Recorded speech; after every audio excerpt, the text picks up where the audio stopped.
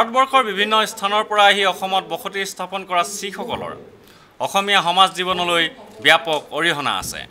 কিন্তু স্বাধীনতাৰ ৬৪ বছৰ পাৰ হৈ যোৱাৰ পাছতো অসমীয়া শিখসকল বিভিন্ন ক্ষেত্ৰত অৱহেলিত হৈ আছে তথা পিছ পৰি আছে।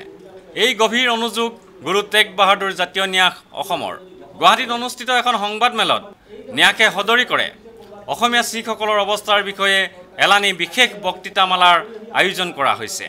ডক্টৰ লক্ষ্মীনন্দন বৰাই উদ্বোধন কৰিব লগা অনুষ্ঠানটোত বক্তৃতা প্ৰদান কৰিব বিশিষ্ট সাহিত্যিক হোমেন বৰগোহাঁই আৰু ডক্টৰ নগেন শইকীয়াই।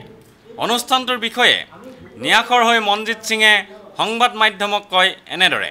অহা ২৫ আগষ্ট ২০১৩ নগাঁও জিলা পুথিভঁৰালত শ্ৰীগুৰু টেগ বাহাদুৰ জাতীয় ন্যাসৰ উদ্যোগত এলানি বক্তৃতামালা অনুষ্ঠিত হ'ব, য'ত বক্তৃতা প্ৰদান কৰিব বিশিষ্ট সাহিত্যিক হোমেন বৰগোহাঁইদেৱ, অসমৰ আন এগৰাকী বিশিষ্ট সাহিত্যিক চিন্তাশীল ব্যক্তি ডক্টৰ নগেন শইকীয়াদেৱে, আৰু এই বক্তৃতামালাৰ অনুষ্ঠানটি উদ্বোধন কৰিব অসমৰ আন এগৰাকী বিশিষ্ট সাহিত্যিক ডক্টৰ লক্ষ্মীনন্দন বৰাদেৱে।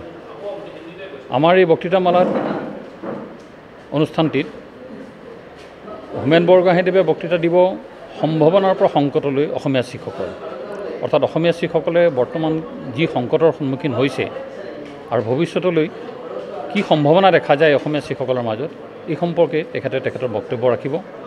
আৰু অসমৰ মাটিত অসমীয়া শিখসকল কি ধৰণে জাহ গৈছে, অসমৰ সমাজ জীৱনৰ লগত অসমীয়া শিখসকল কি ধৰণেৰে সম্পৃক্ত হৈ আছে, এই সম্পৰ্কে বক্তৃতা প্ৰদান কৰিব মাননীয় নগেন শইকীয়াদেৱে।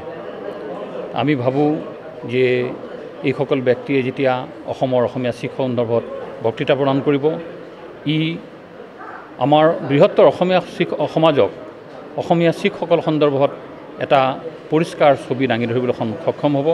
আৰু লগে লগে অসমীয়া শিখসকলো ইমান দিনে নিজৰ বিষয়ে বহুতেই নজনা বুলি এক মনত যি দুখ ভাৱ লৈ আছে, তাৰ পৰা পৰিত্ৰাণ পাব বুলি আশা ৰাখিছোঁ। ভিডিঅ' জাৰ্নেলিষ্ট সুশান্ত দাসৰ সৈতে অমৰদীপ গগৈ, চেণ্টিনেল নিউজ, গুৱাহাটী।